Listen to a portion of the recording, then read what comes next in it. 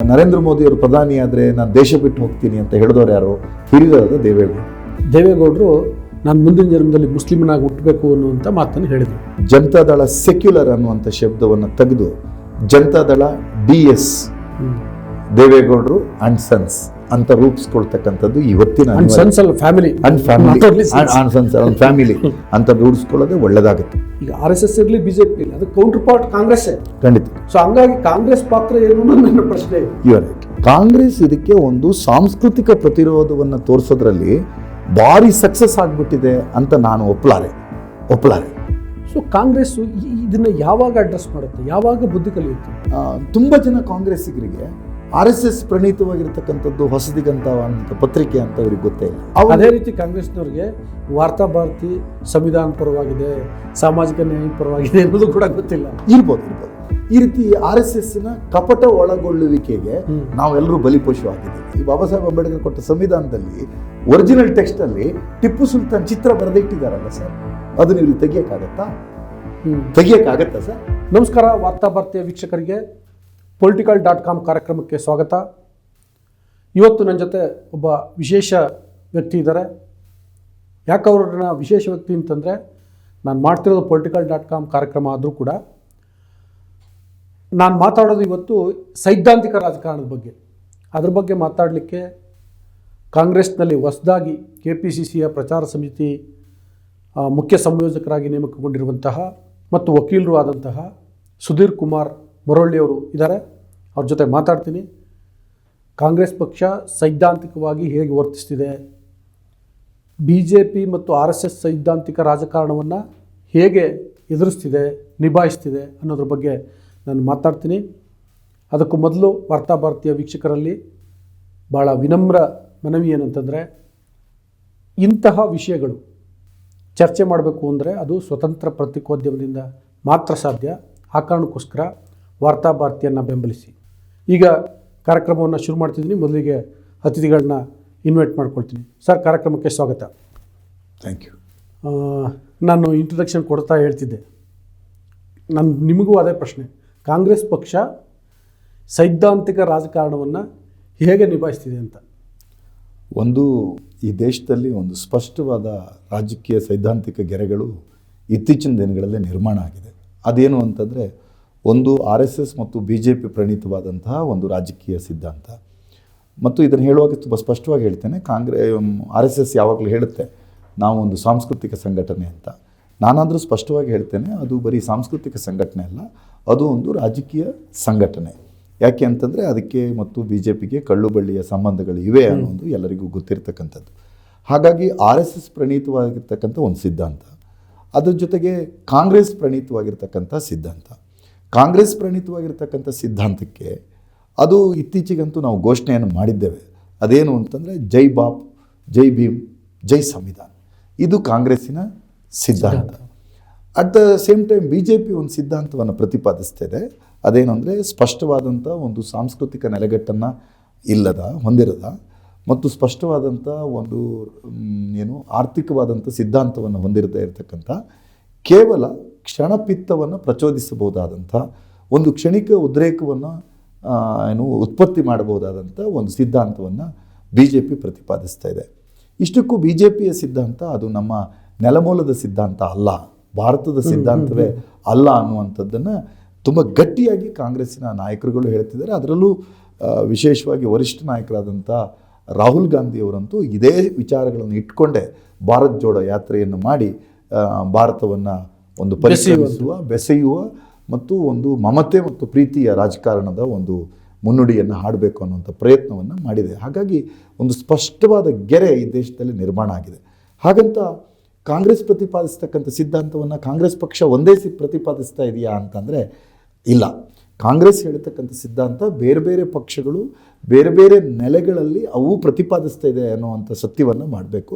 ಇಲ್ಲಿ BJPಯ ಜೊತೆ ಬೆಂಬಲಿಸಿರ್ತಕ್ಕಂಥ ಪಕ್ಷಗಳಿದ್ದಾವೆ, ಅದು ಕ್ಷಣಿಕವಾದಂಥ ಒಂದು ರಾಜಕೀಯ ಹೊಂದಾಣಿಕೆಯ ಜೊತೆಗೆ ಅವರು ಇದ್ದಾವೆ ಹೊರತು BJPಯ ಸೈದ್ಧಾಂತಿಕತೆಯ ಜೊತೆ ಅವರು ಹೊಂದಾಣಿಕೆ ಮಾಡಿಕೊಂಡಿದ್ದಾರೆ ಅಂತ ಹೇಳೋದಿಲ್ಲ. ಅದು ಅಧಿಕಾರಕ್ಕಾಗಿ ಒಂದು ಹೊಂದಾಣಿಕೆ. ಅದು ಇನ್ನಷ್ಟು ಭ್ರಷ್ಟತನ ಅಂತ ಅನ್ಸಲ್ಲ. ಅಂದರೆ ಯಾರೋ ಹಂಗೆ ಅಧಿಕಾರಕ್ಕೋಸ್ಕರ ಯಾವುದೋ ಪಕ್ಷ BJPಗೆ ಬೆಂಬಲಿಸ್ಬಿಟ್ರೆ ಅದು ಭ್ರಷ್ಟಾಚಾರ, ನನ್ನ ಪ್ರಕಾರ ಭ್ರಷ್ಟಾಚಾರಕ್ಕಿಂತ ಹೆಚ್ಚು ಅನಾಹುತ ಅಥವಾ ಹೆಚ್ಚು ಅಪರಾಧಿ ಕೃತ್ಯ.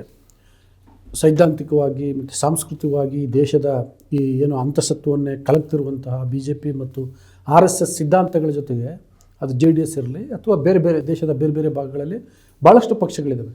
ಅವಾಗ ಬೆರ್ತೋದ್ರೆ ಇಂಡೈರೆಕ್ಟ್ಲಿ ನೇರವಾಗಿಯೇ BJPನ ಬೆಂಬಲಿಸ್ತಿದ್ದಾವೆ. ನಾನು BJPಯನ್ನು ಬೆಂಬಲಿಸ್ತೀನಿ ಅಂತಂದ್ರೆ ಅರ್ಥ BJP ಪಕ್ಷದ ಸಾಂಸ್ಕೃತಿಕ ರಾಜಕಾರಣವನ್ನು, ಸೈದ್ಧಾಂತಿಕ ರಾಜಕಾರಣವನ್ನು, ಅಧಿಕಾರ ರಾಜಕಾರಣವನ್ನು, ಚುನಾವಣಾ ರಾಜಕಾರಣವನ್ನು ಎಲ್ಲವನ್ನ ಬೆಂಬಲಿಸ್ತೀನಿ ಅಂತ ತಾನೇ ಅರ್ಥ. ಸೊ ಅದಂಗೆ ನೀವು ಆ ಪಕ್ಷಗಳಿಗೆ ಆ ಥರದ ಒಂದು ವಿನಾಯಿತಿ ಕೊಡ್ತೀರಿ? ಅಲ್ಲಲ್ಲ, ಖಂಡಿತ. ಅದರಿಂದ ನಾನು ಹೇಳ್ತಿದ್ದೀನಿ, ಅದು ಸೈದ್ಧಾಂತಿಕ ರಾಜಕಾರಣದ ಜೊತೆ ಅಲ್ಲಿರ್ತಕ್ಕಂಥ ಎಲ್ಲ ಪಕ್ಷಗಳು ಹೊಂದಾಣಿಕೆ ಮಾಡ್ಕೊಂಡಿದೆ ಅಂತ ನಾನು ಹೇಳೋದಿಲ್ಲ.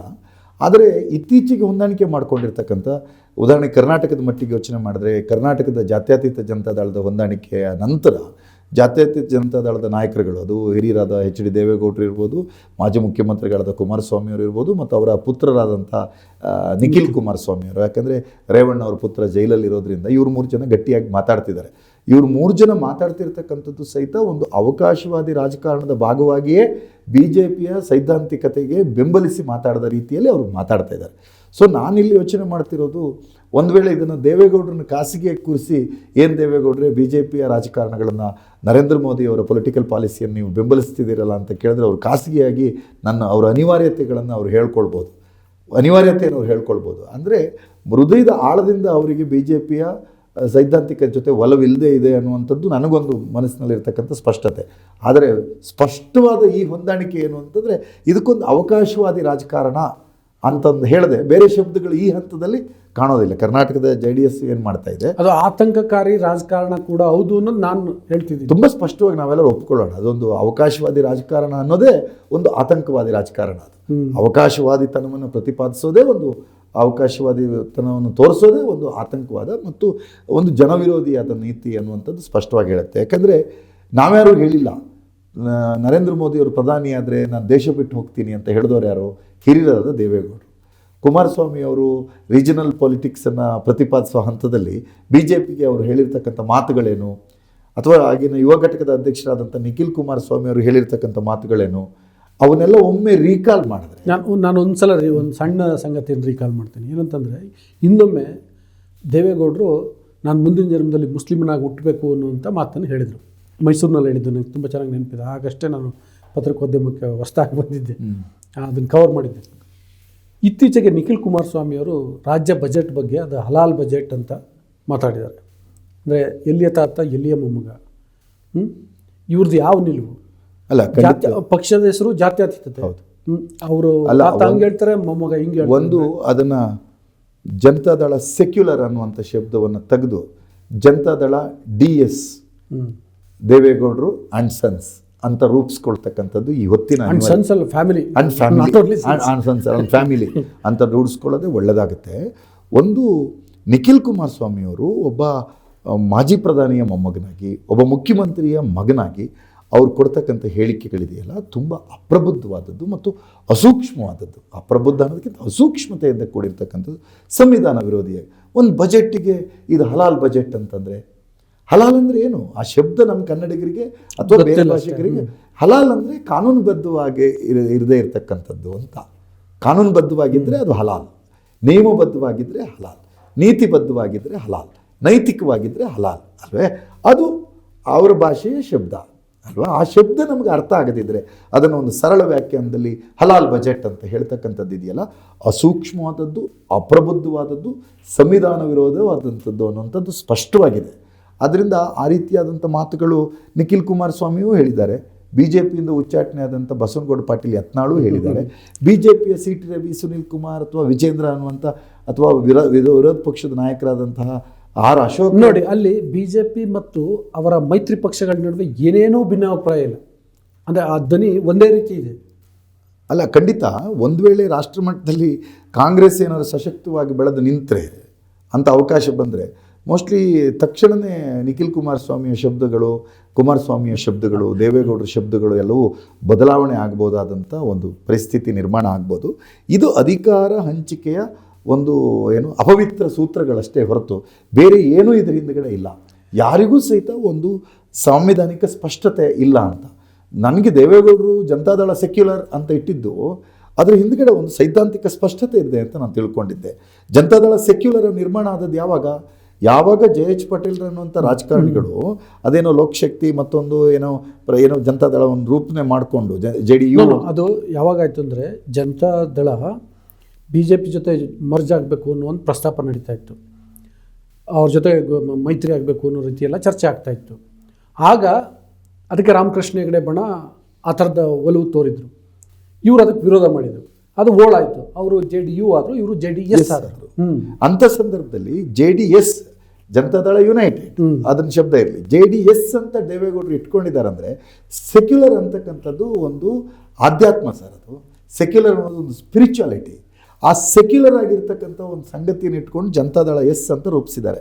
ಅದ್ರ ಬಗ್ಗೆ ನಮಗೊಂದು ರೋಮಾಂಚನ, ಕುತೂಹಲ ಎಲ್ಲ ಉಂಟು ಮಾಡಿರ್ತಕ್ಕಂಥ ಹೆಸರದು. ಯಾಕೆಂದರೆ ಜಾತ್ಯತೀತತೆ ಅನ್ನೋದು ಒಂದು, ನಾನು ಸ್ಪಿರಿಚುವಲ್ ಅಂತ ಹೇಳಿದಂಗೆ ಅದೊಂದು ಸಾಂವಿಧಾನಿಕ ನೆಲೆಗಟ್ಟದು, ಭಾರತದ ಸಂವಿಧಾನದ ಸ್ಪಷ್ಟತೆ.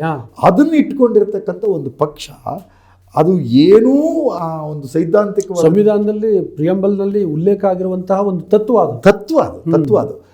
ನೀವು ತತ್ವ ಅಂತ ಹೇಳಿದರೆ ಅದು ನಾವು ರಾಜಕೀಯ ಕ್ಷೇತ್ರದಲ್ಲಿರುವಾಗ ತತ್ವ ಅಂತ ಹೇಳಬೇಕು. ಆದರೆ ನಾವೊಂದು ಸಾಮಾಜಿಕ ಕ್ಷೇತ್ರಗಳಲ್ಲಿರ್ತಕ್ಕಂಥ ಭಾರತದ ಭೂಮಿಯಲ್ಲಿ ನಿಂತಾಗ ನನಗದೊಂದು ಸ್ಪಿರಿಚುವಾಲಿಟಿ ಅಂತ ಅನಿಸ್ತಾ ಇದೆ. ಆ ಸ್ಪಿರಿಚುವಾಲಿಟಿಯನ್ನು ದೇವೇಗೌಡರು ಉಲ್ಲಂಘನೆ ಮಾಡ್ತಾ ಇರೋದಿದೆಯಲ್ಲ, ಅಥವಾ ಉಲ್ಲಂಘನೆ ಮಾಡುವ ಒಂದು ಅವರ ಕೌಟುಂಬಿಕ ಅನಿವಾರ್ಯತೆ ಸೃಷ್ಟಿಯಾಗಿದ್ದಿದೆಯಲ್ಲ, ಅದಕ್ಕೆ ಅಧಿಕಾರ ಲಾಲಸೆ ಅನ್ನೋಂಥದ್ದು ಒಂದು ಶಬ್ದ ಬಿಟ್ಟರೆ ಬೇರೆ ಏನೂ ಕಾಣೋದೇ ಇಲ್ಲ. ಈಗ ನಾನು ಈ ಅಧಿಕಾರದ ರಾಜಕಾರಣದಿಂದ ಮತ್ತೆ ಸೈದ್ಧಾಂತಿಕ ರಾಜಕಾರಣ ಅಥವಾ ಸಾಂಸ್ಕೃತಿಕ ರಾಜಕಾರಣದ ಕಡೆಗೆ ನಿಮ್ಮನ್ನು ಕರ್ಕೊಂಡು ಹೋಗ್ಬೇಕು ಅಂತ ಅಂದ್ಕೊಂಡಿದ್ದೀನಿ. ಏನಂದರೆ ಈ ಬಿ ಜೆ ಪಿ ಮತ್ತು ಮಿತ್ರ ಪಕ್ಷಗಳು ಹೇಗೆ ಮಾಡ್ತಿದ್ದೇವೆ ಅಂತ ನೀವು ಹೇಳಿದ್ರಲ್ಲ, ಇದನ್ನು ಕಾಂಗ್ರೆಸ್ ಹೇಗೆ ನಿಭಾಯಿಸ್ತಿದೆ ಅಥವಾ ಹೇಗೆ ಈ ಎಲ್ಲ ಚಟುವಟಿಕೆಗಳಿಗೆ ಕಾಂಗ್ರೆಸ್ ಹೇಗೆ ಪ್ರತಿಕ್ರಿಯಿಸ್ತಿದೆ? ಖಂಡಿತ ಇದು ತುಂಬ ಕಡೆ ಚರ್ಚೆ ಆಗ್ತಕ್ಕಂಥ, ನಿಮ್ಮಂಥ ವಿಚಾರವಂತರು, ಆಮೇಲೆ ಬರೀ ಪತ್ರಕರ್ತರು ಮಾತ್ರ ಅಲ್ಲ, ಒಂದು ಸೋಷಿಯಲ್ ಆ್ಯಕ್ಟಿವಿಸ್ಟ್ ಮನಸ್ಥಿತಿ ಹೊಂದಿರತಕ್ಕಂಥವ್ರಿಗೆಲ್ಲರಿಗೂ ಈ ಪ್ರಶ್ನೆ ಖಂಡಿತ ಇದೆ. ಕಾಂಗ್ರೆಸ್ ಅದನ್ನು ನಿಭಾಯಿಸ್ತಕ್ಕಂಥ ಪ್ರಯತ್ನವನ್ನು ಭಾರಿ ಗಟ್ಟಿಯಾಗಿ, ನಾನು ಸ್ಪಷ್ಟವಾಗಿ ಹೇಳ್ತೇನೆ, ರಾಹುಲ್ ಗಾಂಧಿಯವರ ನೇತೃತ್ವದಲ್ಲಿ ಮಾಡ್ತಾ ಇದೆ. ರಾಜಕೀಯ ಅಧಿಕಾರವನ್ನು ಬಯಸ್ತಕ್ಕಂಥ ಮನಸ್ಸುಗಳಿಗೆ ರಾಹುಲ್ ಗಾಂಧಿಯವರ ನಿಲುವುಗಳು ಈ ಹಂತಕ್ಕೆ ಸರಿಯಲ್ಲ ಅಂತ ಅನ್ನಿಸಿರ್ಬೋದು. ಆದರೆ ರಾಹುಲ್ ಗಾಂಧಿ ಪ್ರಕಟ ಮಾಡ್ತಿರ್ತಕ್ಕಂಥ ವಿಚಾರ ಇದೆಯಲ್ಲ, ಅದು ಭಾರತವನ್ನು ಸಾವಿರಾರು ವರ್ಷಗಳ ಕಾಲ ಭಾರತವನ್ನು ಸಶಕ್ತವಾಗಿ ಉಳಿಸಬೇಕು ಅನ್ನುವಂಥ ಒಂದು ಸೈದ್ಧಾಂತಿಕ ನೆಲೆಗಟ್ಟಿನಲ್ಲೇ ಅವರು ಮಾತಾಡ್ತಾ ಇದ್ದಾರೆ. ಅವರು ನಾನು ಮೊದಲೇ ಪ್ರಸ್ತಾಪ ಮಾಡ್ದಂಗೆ ಏನು ಭಾರತವನ್ನು ಪರಿಕ್ರಮಿಸಿದರು, ಭಾರತ್ ಜೋಡೋ ಯಾತ್ರೆ ಅಂತ ಪರಿಕ್ರಮಿಸಿದರು. ಅದು ಏನಿಲ್ಲ, ಅದು ಸಂವಿಧಾನದ ಬಿತ್ತನೆ, ಅದು ಸಂವಿಧಾನದ ವೈಚಾರಿಕತೆಯ ಬಿತ್ತನೆ ಅದು. ಮತ್ತು ಅದು ಒಂದು ಸಾಂಸ್ಕೃತಿಕ ರಾಜಕಾರಣ. ಯಾವ ಸಾಂಸ್ಕೃತಿಕ ರಾಜಕಾರಣ? ಭಾರತದ ನೆಲದಲ್ಲಿದ್ದಂತಹ ಮೌಲ್ಯಗಳ ರಾಜಕಾರಣ. ಭಾರತವನ್ನು ನಾವೇನು ಸ್ವತಂತ್ರ ಬಂದ ಮೇಲೆ ಈ ದೇಶ ಅಂತ ಹೀಗೆ ಯೋಚನೆ ಮಾಡಿ ಸಂವಿಧಾನ ಸ್ವೀಕಾರ ಮಾಡಿದ್ದೀವಿ. ಆ ಸಂವಿಧಾನವೇನು ನಾವು ಪರಿಕೀಯತೆಯಿಂದ ತಂದಿದ್ದಲ್ಲ. ಭಾರತದ ನೆಲದಲ್ಲಿ ಭಾರತದ ಸಾಧು ಸಂತರು, ಅವಧೂತರು, ಆಧ್ಯಾತ್ಮಿಕ ಮಹಾಪುರುಷರುಗಳು ಬಿತ್ತಿದಂತಹ ಮೌಲ್ಯಗಳದು. ಅದು ಕನ್ನಡದಲ್ಲಿ ಬಸವಣ್ಣನಿಂದ ಹಿಡಿದು, ಅಕ್ಕನಿಂದ ಹಿಡಿದು, ಅಲ್ಲಮನಿಂದ ಹಿಡಿದು, ಕನಕದಾಸರಿಂದ ಹಿಡಿದು, ಕುವೆಂಪುರವರಿಂದ ಹಿಡಿದು ಮತ್ತು ಪಂಪನಿಂದ ಹಿಡಿದು ಇವರೆಲ್ಲರೂ ಬಿತ್ತಿರ್ತಕ್ಕಂಥ ಮೌಲ್ಯ. ಅಂದರೆ ಇದೇ ರೀತಿ ಹೇಗೆ ಕನ್ನಡದ ನೆಲದಿಂದ ಒಬ್ಬ ಪಂಪ, ಕನ್ನಡದ ನೆಲದಿಂದ ಒಬ್ಬ ಬಸವಣ್ಣ, ಒಬ್ಬ ಶರೀಫ, ಕನ್ನಡ ನೆಲದಿಂದ ಒಬ್ಬ ಕನಕ, ಕುವೆಂಪು ಇವರೆಲ್ಲ ಬಂದಿದ್ದಾರೋ, ಅದೇ ರೀತಿ ದೇಶದ ಇತಿಹಾಸ, ಸಾಂಸ್ಕೃತಿಕ ಇತಿಹಾಸ ನೋಡಿದ್ರೆ ಪ್ರತಿ ರಾಜ್ಯಗಳಿಂದ, ಪ್ರತಿ ಭಾಷೆಗಳಿಂದ ಇಂತಹ ಸಾಂಸ್ಕೃತಿಕ ಅವಧೂತರುಗಳು ಹುಟ್ಟು ಬಂದಿದ್ದಾರೆ. ನಾನು ಈ ಶಬ್ದವನ್ನು ಉದ್ದೇಶಪಟ್ಟು ಬಳಸ್ತಾ ಇದ್ದೀನಿ. ಸಾಂಸ್ಕೃತಿಕ ಅವಧೂತರು ಹುಟ್ಟು ಬಂದಿದ್ದಾರೆ. ಅವರು ಬಿತ್ತಿರ್ತಕ್ಕಂಥ ಒಂದು ಸ್ಪಿರಿಚುವಾಲಿಟಿಯನ್ನು ಭಾರತದ ಸಂವಿಧಾನದಲ್ಲಿ ನಾವು ಪ್ರಕಟ ಮಾಡ್ತೀವಿ. ಈಗ ನೋಡಿ, ನೀವು ಭಾಳ ಒಳ್ಳೆಯ ವಿಷಯ ಪ್ರಸ್ತಾಪ ಮಾಡಿದ್ರಿ. ಇಂತಹ ಸಾಂಸ್ಕೃತಿಕ ಅಸ್ಮಿತೆ ಏನು ಕಟ್ಟಿಕೊಟ್ರಲ್ಲ ಇಂಥ ಅವಧೂತರು, ಅದಕ್ಕೆ ಧಕ್ಕೆ ತರುವಂಥ ಪ್ರಯತ್ನಗಳು ಇವತ್ತು ದೇಶದೆಲ್ಲೆಡೆ ಆಗ್ತಿದ್ದಾವೆ, ಕರ್ನಾಟಕದಲ್ಲೂ ಆಗ್ತಿದ್ದಾವೆ. ಮೊನ್ನೆ ವಚನ ದರ್ಶನದ ಬಗ್ಗೆ, ಪುಸ್ತಕದ ಬಗ್ಗೆ ಐ ಥಿಂಕ್ ನಿಮ್ಗೆ ಗೊತ್ತಿರ್ತದೆ. ಖಂಡಿತ. ವಚನಗಳನ್ನು ತಿರ್ಚುವಂತಹ, ಕುವೆಂಪು ವಿಚಾರಧಾರೆಗಳನ್ನ ತಿರ್ಚುವಂತಹ ಈ ಥರದ ಎಲ್ಲ ಪ್ರಕ್ರಿಯೆಗಳು ನಡೀತಿದ್ದಾವೆ. ಮತ್ತು ನೋಡಿ, ಉರಿಗೂಡ ನಂಜೇಗೌಡ ಎನ್ನುವಂತಹ ಪಾತ್ರಗಳನ್ನು ಸೃಷ್ಟಿಸಿ ಅದ್ರ ಮುಖಾಂತರ ಸಾಂಸ್ಕೃತಿಕ ರಾಜಕಾರಣ ಮಾಡುವಂಥ ಕುಕೃತ್ಯಗಳು ನಡೀತಿದ್ದಾವೆ. ಇದನ್ನು ಒನ್ಸ್ ಅಗೇನ್ ಕಾಂಗ್ರೆಸ್ ಹೇಗೆ ನಿಭಾಯಿಸ್ತಿದೆ ಅಥವಾ ಪ್ರತಿಕ್ರಿಯಿಸ್ತಿದೆ? ಒಂದು, ಕಾಂಗ್ರೆಸ್ಸು ರಾಜಕೀಯವಾಗಿ ಇದಕ್ಕೆ ತುಂಬ ಗಟ್ಟಿಯಾದ ದೊಡ್ಡ ಧ್ವನಿಗಳಿಂದ ಮಾತಾಡಿದೆ. ಆದರೆ ನನಗೆ ವಿಶ್ವಾಸ ಇರೋದೇನು ಅಂತಂದರೆ, ಈ ರಾಜಕೀಯ ಪ್ರತಿರೋಧಗಳಿಗಿಂತ ಹೆಚ್ಚಾಗಿ ಉರಿಗೌಡ ನಂಜೇಗೌಡ ಅನ್ನುವಂಥ ಒಂದು ಹೊಸ ಸೃಷ್ಟಿಯನ್ನು ಅವ್ರು ಮಾಡಿ ಒಕ್ಕಲಿಗ ವರ್ಸಸ್ ಮುಸ್ಲಿಂ ಅಂತ ಏನು ಮಾಡೋ ಪ್ರಯತ್ನವನ್ನು ಮಾಡಿದಾಗ ಈ ನೆಲದ ಮನಸ್ಸುಗಳಿದಾವಲ್ಲ ಅವೇನು ಕಾಂಗ್ರೆಸ್ ಅಲ್ಲ ಸರ್. ಅವ್ರು ಕಾಲಕ್ಕೆ ದಳಕ್ಕೆ ಓಟ್ ಹಾಕಿರ್ಬೋದು, ಕಮ್ಯುನಿಸ್ಟಿಗೆ ಓಟ್ ಹಾಕಿರ್ಬೋದು, BJPಗೂ ಹಾಕಿರ್ಬೋದು, ಹಿಂದಿನ ಜನತಾ ಪರಿವಾರಕ್ಕೆ ಓಟ್ ಹಾಕಿರ್ಬೋದು. ಆ ಎಲ್ಲ ಮನಸ್ಸುಗಳು ಇದು ತಪ್ಪು, ಇದು ಹೇಯ, ಇದು ಕುಕೃತ್ಯ ಅಂತ ಹೇಳಿ ಮಾತಾಡಿದ್ರು. ಶ್ರೀ ನಿರ್ಮಲನಾಥ ಸ್ವಾಮೀಜಿಗಳು, ಆದಿಚುಂಚನಗಿರಿ ಪೀಠದ ನಿರ್ಮಲನಾಥ ಮಹಾಸ್ವಾಮೀಜಿಗಳೇ BJPಯ ಕೂಗುಮಾರಿಗಳನ್ನು, ನಾನು ಆ ಶಬ್ದವನ್ನು ಬಳಸಿದ್ದಕ್ಕೆ ವಿಷಾದ ಇರಲಿ, ಆದರೂ ಸಹಿತ ಕೂಗುಮಾರಿಗಳ ಥರ ವರ್ತಿಸ್ತಾ ಇದ್ದಂತಹ CT ರವಿ ಇಂತಹ ವ್ಯಕ್ತಿಗಳನ್ನು ಕರೆಸಿ ನೀವು ಇನ್ನೊಮ್ಮೆ ಈ ಉರಿಗೌಡ ನಂಜೇಗೌಡ ಶಬ್ದವನ್ನು ಬಳಸಬಾರ್ದು ಅಂತ ತಾಕೀತು ಮಾಡೋದಿದೆಯಲ್ಲ, ಆ ತಾಕೀತು ಮಾಡುವ ಒಂದು ಸಂದರ್ಭ ನಿರ್ಮಾಣ ಆಗಿದ್ದಿದೆಯಲ್ಲ, ಅದು ಜನರ ಮನೋಭಾವನೆ. ಅಂದರೆ ಜನರ ಭೂಮಿಕೆ ಇದೆಯಲ್ಲ, ಇದು BJPಯ ಸಿದ್ಧಾಂತಕ್ಕೆ ವಿರುದ್ಧ ಇದೆ, BJPಯ ಸಿದ್ಧಾಂತಕ್ಕೆ ವಿರುದ್ಧವಾಗಿದ್ದಾರೆ. ಯಾಕಂದರೆ ಅವರಿಗೆ ಬಸವ ಬೇಕು, ಅವರಿಗೆ ಕನಕ ಬೇಕು, ಅವರಿಗೆ ಕುವೆಂಪು ಬೇಕು, ಶರೀಫ ಬೇಕು, ಅವರಿಗೆ ಅಲ್ಲಮ ಬೇಕು, ಅವರಿಗೆ ಅಕ್ಕ ಬೇಕು. ಹೀಗಿರೋ ಹೊತ್ತಿನಲ್ಲಿ ಅವರು ಯಾರೂ ಸಹಿತ ನೋಡಿ ಸಾಮಾನ್ಯ ಜನರ ಧ್ವನಿಯ ಭಾಗವಾಗಿ ಶ್ರೀ ನಿರ್ಮಲನಾಥ ಮಹಾಸ್ವಾಮಿಗಳು ಏನು ಹೇಳಿದ್ರು ಈ ಉರಿಗೌಡ ನಂಜೇಗೌಡ ವಿಚಾರದಲ್ಲಿ. ಅಲ್ಲ ಸರ್, ನೀವೇನು ಹೇಳ್ತಿದ್ದೀರಿ ಅಂತಂದರೆ ಸಾಮಾನ್ಯ ಜನರ ಪ್ರಜ್ಞೆ ಹಂಗೆ ಭಾಳ ಜಾಗೃತವಾಗಿದೆ. ಈ ರೀತಿಯ ಈ ಸಾಂಸ್ಕೃತಿಕ ರಾಜಕಾರಣವನ್ನು ದುರುಪಯೋಗಪಡಿಸ್ಕೊಳ್ಳುವಂಥ ದುಷ್ಟಶಕ್ತಿಗಳ ಆಟ ನಡೆಯಲ್ಲ ಅನ್ನೋ ಕಂಟೆಕ್ಸ್ಟಲ್ಲಿ ನೀವು ಮಾತಾಡ್ತಿದ್ರಿ. ಒಂದೇ ಒಂದು ನಿಮಿಷ. ಆದರೆ ನಾನು ನೋಡಿ, ಮೊದಲಿಗೆ ಮಲೆನಾಡಿನಲ್ಲಿ ಅಲ್ಲಿನ ಪರಿಸ್ಥಿತಿ ಹೇಗಿತ್ತು, ಶಾಂತವೇರಿ ಗೋಪಾಲ್ ಗೌಡ್ರ ಕಾಲದಿಂದ ಹಿಡಿದು ಅಲ್ಲಿ UR ಅನಂತಮೂರ್ತಿ ಅವರಿಂದ ಹಿಡಿದು ಮಲೆನಾಡು ಅಂದರೆ ಹೆಂಗಿತ್ತು, ಎಲ್ಲ ಯಾಕೆ ಕುವೆಂಪು ಅವರಿಂದ ಹಿಡಿದು ತೇಜಸ್ವಿ ಅವರಿಂದ ಹಿಡಿದು. ಸೊ ಅಂಥ ಮಲೆನಾಡನ್ನು ಈ RSS ಸಂಘ ಪರಿವಾರ ಒಂದು ಪ್ರಯೋಗಶಾಲೆ ಮಾಡ್ಕೊಳ್ತು. ನಂತರ ಕರಾವಳಿ, ಅನಂತರ ನಿಮ್ಮೂರು, ಚಿಕ್ಕಮಗಳೂರು, ಹಿಂಗೆಲ್ಲ ಮಾಡಿಕೊಂಡು ಇವತ್ತು ಇಲ್ಲೆಲ್ಲ ಅಲ್ಲಿನ ಸಾಂಸ್ಕೃತಿಕ ಬೇರುಗಳು ಏನಾಗಿದ್ದಾವೆ ಅಂದರೆ ಸ್ವಲ್ಪ ಅಲುಗಾಡಿದ್ದಾವೆ ಅಂತ ನನ್ನ ಭಾವನೆ. ಖಂಡಿತ ತಪ್ಪಿದ್ರೆ ಇಲ್ಲ, ಖಂಡಿತ. ಓಕೆ. ಈಗ ಈ ಹಳೆ ಮೈಸೂರು ಭಾಗಕ್ಕೆ ಒಂದು ಉರಿಗೌಡ ನಂಜೇಗೌಡ ಪಾತ್ರಗಳನ್ನ ಸೃಷ್ಟಿ ಮಾಡ್ತಾರೆ. ಅದಾದಮೇಲೆ ಮಳವಳ್ಳಿನಲ್ಲಿ ಹನುಮ ಜಯಂತಿ ಮಾಡ್ತಾರೆ. ಅಂದರೆ ಈ ಭಾಗದಲ್ಲೂ ಕೂಡ ಅವರ ಈ ಸಾಂಸ್ಕೃತಿಕತೆಯ ಮೇಲೆ ದಾಳಿ ಮಾಡೋದಿದೆಯಲ್ಲ, ಆ ಪ್ರಕ್ರಿಯೆನ ಮುಂದುವರಿಸಿದ್ದಾರೆ. ಸೊ ಇದನ್ನು ಎಚ್ಚರಿಸಲಿಕ್ಕೆ ಒಂದು ಸಮಾಜ ಎಚ್ಚರಿಸ್ಬೇಕು. ನೀವು ಹೇಳಿದಾಗ ಜನ ಜಾಗೃತ ಅಕ್ಸೆಪ್ಟ್ ಮಾಡೋಕ್ಕೆ ರೆಡಿ ಇಲ್ಲ. ಆದರೆ ಜನಕ್ಕೊಂದು ಹೇಳ್ಬೇಕಲ್ಲ, ಹಿಂಗೆ ಆಗ್ತಿದೆ ಅನ್ನೋದು ಹೇಳ್ಬೇಕಲ್ಲ. ಈಗ RSS ಇರಲಿ, BJP ಇರಲಿ, ಅದಕ್ಕೆ ಕೌಂಟರ್ ಪಾರ್ಟ್ ಕಾಂಗ್ರೆಸ್ಸೇ. ಖಂಡಿತ. ಸೊ ಹಂಗಾಗಿ ಕಾಂಗ್ರೆಸ್ ಪಾತ್ರ ಏನು ಅನ್ನೋದು ನನ್ನ ಪ್ರಶ್ನೆ. You are right. ತುಂಬ ಸ್ಪಷ್ಟವಾಗಿ ನೀವು ಹೇಳಿರ್ತಕ್ಕಂಥದ್ದು ಪ್ರಶ್ನೆಯೂ ಸಹಜವಾಗಿದೆ. ಕಾಂಗ್ರೆಸ್ ಇದಕ್ಕೆ ಒಂದು ಸಾಂಸ್ಕೃತಿಕ ಪ್ರತಿರೋಧವನ್ನು ತೋರಿಸೋದ್ರಲ್ಲಿ ಭಾರಿ ಸಕ್ಸಸ್ ಆಗಿಬಿಟ್ಟಿದೆ ಅಂತ ನಾನು ಒಪ್ಪಲಾರೆ. ಆದರೆ ಅದಕ್ಕೆ ರಾಜಕೀಯ ಪ್ರತಿವಿರೋಧವನ್ನು ತೋರಿಸೋದ್ರಲ್ಲಿ ಯಶಸ್ಸಾಗಿದೆ ಮತ್ತು ಗೆದ್ದಿದೆ. ಮತ್ತು ಮೊನ್ನೆಯ ಚುನಾವಣೆಯಲ್ಲಿ ಏನು ಕಾಂಗ್ರೆಸ್ಸಿಗೆ ಗೆಲುವಾಯಿತು, ಆ ಕಾಂಗ್ರೆಸ್ಸಿಗೆ ಗೆಲುವಾದದ್ದು ಕಾಂಗ್ರೆಸ್ ಪ್ರತಿಪಾದಿಸಿದಂತಹ ಒಂದು ರಾಜಕೀಯ ಪ್ರತಿರೋಧ. ಆ ರಾಜಕೀಯ ಪ್ರತಿವಿರೋಧ ಏನು? ಭ್ರಷ್ಟಾಚಾರದ ವಿಚಾರದಲ್ಲಿ ಕಾಂಗ್ರೆಸ್ ತೆಗೆದುಕೊಂಡಂಥ ನಿಲುವು, ಉರಿಗೌಡ ನಂಜೇಗೌಡ ಸಬ್ಜೆಕ್ಟ್ನಲ್ಲಿ ಕಾಂಗ್ರೆಸ್ ತೆಗೆದುಕೊಂಡಿರ್ತಕ್ಕಂಥ ರಾಜಕೀಯದ ನಿಲುವುಗಳು, ಮತ್ತು ಪಠ್ಯಪುಸ್ತಕವನ್ನು ತಿದ್ದತಕ್ಕಂಥ ಸಂದರ್ಭ ಬಂದಾಗ, ರೋಹಿತ್ ಚಕ್ರತೀರ್ಥ ಅವರ ನೇತೃತ್ವದಲ್ಲಿ ಬಂದಾಗ ಕಾಂಗ್ರೆಸ್ ಎತ್ತಿರ್ತಕ್ಕಂಥ ಧ್ವನಿ, ಇವೆಲ್ಲವೂ ಕಾರಣವಾಗಿ ಒಂದು ಸಂವಿಧಾನದ ಪರವಾದಂತಹ ವರ್ಡಿಕ್ಟನ್ನು ಕಳೆದ ವಿಧಾನಸಭೆ ಚುನಾವಣೆಯಲ್ಲಿ ಕರ್ನಾಟಕದ ಜನ ಕೊಟ್ಟಿದ್ದಾರೆ ಅನ್ನೋದನ್ನು ನಂಬ್ತೀನಿ. ಆದರೆ ಸಾಂಸ್ಕೃತಿಕವಾಗಿ ನಮ್ಮ ಪ್ರತಿರೋಧ, ಆ್ಯಕ್ಟಿವಿಸಮ್ ಇನ್ನಷ್ಟು ಗಟ್ಟಿಯಾಗಬೇಕು ಅನ್ನುವಂಥ ವಾಸ್ತವವನ್ನು ನಾನು ಒಪ್ಕೋತೀನಿ. ಯಾಕೆಂದರೆ ನಾವು ರಾಜಕೀಯವಾಗಿ ಗೆದ್ದುಬಿಟ್ಟು ನಾನು ಮುಂದುವರಿಸ್ತೀನಿ ನೋಡಿ. ಈಗ ಕಳೆದ ವಿಧಾನಸಭಾ ಚುನಾವಣೆಗೂ ಮುನ್ನ ಅಷ್ಟೆಲ್ಲ ಮಾಡ್ತಾರೆ, ನೀವು ಹೇಳಿದ್ದಷ್ಟೆಲ್ಲ. ಈಗ ರಾಷ್ಟ್ರೀಯ ಶಿಕ್ಷಣ ನೀತಿಗೆ ಇವರು ಕರ್ನಾಟಕದ್ದೇ ಒಂದು ಹೊಸ ಶಿಕ್ಷಣ ನೀತಿ ರೂಪಿಸ್ತೀವಿ ಅಂತ ಹೇಳಿದರು. ಸರ್ಕಾರ ಬಂದು 2 ವರ್ಷ ಆಗ್ತಿದೆ, ಇನ್ನೂ ಆಗ್ತಿಲ್ಲ. ಆಮೇಲೆ ನಿಗಮ ಮಂಡಳಿಗಳು, ಆಯೋಗಗಳು, ಸಿಂಡಿಕೇಟ್ ಮತ್ತು ಬೇರೆ ಬೇರೆ ನಾಮನಿರ್ದೇಶನ ಆಗುವಂಥ ಇನ್ಕ್ಲೂಡಿಂಗ್ VC ಪೋಸ್ಟ್ಗಳು, ಇವುಗಳಿಗೆ ಈ ಸಂಘನಿಷ್ಠೆ ಇರುವಂತಹ ಅಥವಾ ಕಾಂಗ್ರೆಸ್ಗಿನ್ನ ಭಿನ್ನ ನಿಲುವು ಇರುವಂತಹ, ಕಾಂಗ್ರೆಸ್ ಸಿದ್ಧಾಂತಕ್ಕಿಂತ ಭಿನ್ನ ನಿಲುವು ಇರುವಂತಹವರನ್ನು ಅಲ್ಲಿದ್ದಾರೆ ಈ ಎಲ್ಲ ಕಡೆ. ಸೊ ಕಾಂಗ್ರೆಸ್ಸು ಇದನ್ನು ಯಾವಾಗ ಅಡ್ರೆಸ್ ಮಾಡುತ್ತೆ, ಯಾವಾಗ ಬುದ್ಧಿ ಕಲಿಯುತ್ತೆ? ತುಂಬ ನಾನು ಅದಕ್ಕೆ ಸಂಪೂರ್ಣವಾದ ಉತ್ತರವನ್ನು ಕೊಡತಕ್ಕಂಥ ಹೊಣೆಗಾರಿಕೆ ಇದ್ದವನಂತ ನಾನು ತಿಳ್ಕೊಳ್ಳಲ್ಲ. ಆದರೂ ಸಹಿತ ಇಲ್ಲ, ನಾನು ನೋಡಿ, ನೀವು ಯಾವುದೋ ಪೋಸ್ಟಲ್ಲಿದ್ದು ನೀವು ಇದಕ್ಕೆಲ್ಲ ಉತ್ತರ ಕೊಡಬೇಕು ಅಂತ ಬಯಸ್ತಿಲ್ಲ. ಖಂಡಿತ. ನಾನು ನಿಮ್ಮನ್ನು ಅಂದರೆ ಕಾಂಗ್ರೆಸ್ನಲ್ಲಿ ಸೈದ್ಧಾಂತಿಕ ಸ್ಪಷ್ಟತೆ ಇರುವ ಕೆಲವುಗಳ ಪೈಕಿ ನೀವು ಅನ್ನೋ ಕಾರಣಕ್ಕೆ ನಾನು ನಿಮ್ಮನ್ನು ಕೇಳ್ತಿದ್ದೀನಿ. ಖಂಡಿತ. ಇದು ಈ ರೀತಿ ಪ್ರಶ್ನೆ ಬಂದಾಗ ಈ ರೀತಿಯಾದಂತಹ ಗೊಂದಲಗಳು ಮುಂದುವರೆದಿದೆ ಅನ್ನುವಂಥದ್ದು ನಾನು ಹೇಳ್ತೀನಿ. ಈಗಲೂ ಸಹಿತ RSSಗೆ ಇರ್ತಕ್ಕಂಥ ಒಂದು ಕಪಟ ಒಳಗೊಳ್ಳುವಿಕೆ ಇದೆಯಲ್ಲ, ಕಪಟ ಒಳಗೊಳ್ಳುವಿಕೆ ಭಾಳ ಒಳ್ಳೆ ಇದೆಯಲ್ಲ, ಅದು ನಮ್ಮ ಕಾಂಗ್ರೆಸ್ಸಿಗರನ್ನ ತುಂಬ ಸಂದರ್ಭದಲ್ಲಿ ತಪ್ಪು ದಾರಿಗೆ ಎಳೆದಿದೆ ಅಂತ ನಾನು ಯೋಚನೆ ಮಾಡ್ತೀನಿ. ಉದಾಹರಣೆಗೆ ತುಂಬ ಜನ ಕಾಂಗ್ರೆಸ್ಸಿಗರಿಗೆ RSS ಪ್ರಣೀತವಾಗಿರ್ತಕ್ಕಂಥದ್ದು ಹೊಸದಿಗಂತ ಅಂತ ಪತ್ರಿಕೆ ಅಂತ ಇವ್ರಿಗೆ ಗೊತ್ತೇ ಇಲ್ಲ, ತುಂಬ ಜನಕ್ಕೆ ಗೊತ್ತಿಲ್ಲ. ಮತ್ತು ಅಲ್ಲಿಯ ಅವರು ವರದಿಗಾರರನ್ನ ಅವರು ಅಷ್ಟು ಚೆನ್ನಾಗಿ ಟ್ರೈನ್ ಮಾಡಿರ್ತಾರೆ. ಅವನೊಬ್ಬ ಕಾಂಗ್ರೆಸ್ಸಿನ ರಾಜಕಾರಣಿ, ಜನತಾದಳದ ರಾಜಕಾರಣಿ ಅಥವಾ ಇತರ ಪಕ್ಷದ ರಾಜಕಾರಣಿ ಜೊತೆ ಒಂದು ತುಂಬ ಸೌಹಾರ್ದವಾದ ಸಂಬಂಧವನ್ನು ಬೆಳೆಸ್ಕೊಂಡಿರ್ತಾರೆ. ಅದೇ ರೀತಿ ಕಾಂಗ್ರೆಸ್ನವ್ರಿಗೆ ವಾರ್ತಾ ಭಾರತಿ ಸಂವಿಧಾನ ಪರವಾಗಿದೆ, ಸಾಮಾಜಿಕ ನ್ಯಾಯದ ಪರವಾಗಿದೆ ಅನ್ನೋದು ಕೂಡ ಗೊತ್ತಿಲ್ಲ. ಇರ್ಬೋದು. ಆದರೆ ಅದರ ನಡುವೆ ನಮ್ಮಂಥವರೆಲ್ಲ ಅದರ ಬಗ್ಗೆ ತುಂಬ ಸ್ಪಷ್ಟವಾಗಿ ತಿಳ್ಕೊಂಡಿದ್ದೀವಿ. ವಾರ್ತಾ ಭಾರತಿ ಒಂದು ಪರ್ಯಾಯ ಮಾಧ್ಯಮ, ವಾರ್ತಾ ಭಾರತಿ ಒಂದು ಸ್ಪಷ್ಟವಾದ ದನಿ, ವಾರ್ತಾ ಭಾರತಿ ಒಂದು ಸಂವಿಧಾನದ ನೆಲೆಗಟ್ಟಿನಲ್ಲಿ ಯೋಚಿಸ್ತಕ್ಕಂಥ, ಚಿಂತಿಸ್ತಕ್ಕಂಥ, ಕಾರ್ಯನಿರ್ವಹಿಸಿರ್ತಕ್ಕಂಥ ಒಂದು ಮಾಧ್ಯಮ ಅನ್ನುವಂಥ ಸ್ಪಷ್ಟತೆಯನ್ನು ಹೊಂದಿರತಕ್ಕಂಥವ್ರು ಸಾಕಷ್ಟು ಜನ ಇದ್ದಾರೆ ಅನ್ನೋದನ್ನು ಹೇಳ್ತಾನೆ.